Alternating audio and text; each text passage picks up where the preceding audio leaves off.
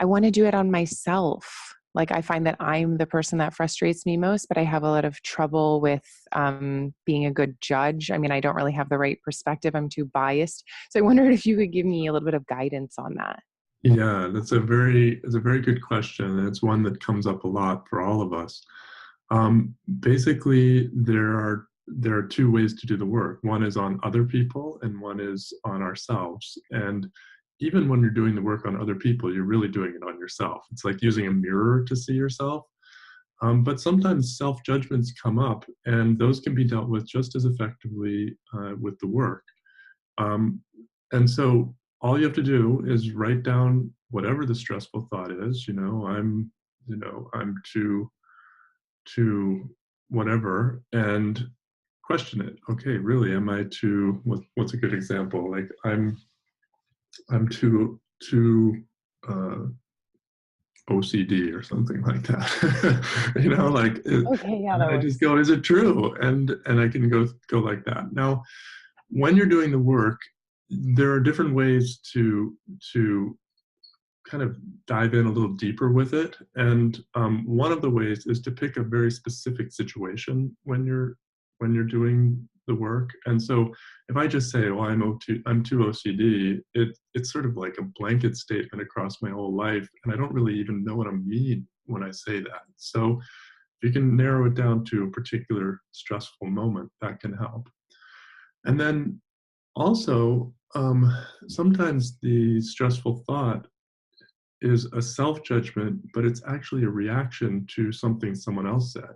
So maybe somebody was made a comment about OCD and it got me attacking myself. So I can go to the original cause, which may have been whatever they said, and I can write a judge your neighbor worksheet on that. Um, so there's different ways to approach this, but you're completely welcome to do the work on yourself as well.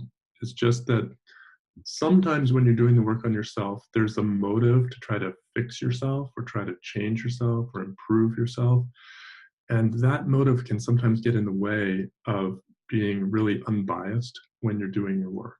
And so that's why Byron Katie often recommends for people who are new to the work, and for most of us actually, to spend more time on doing the work on other people and less time doing it on ourselves.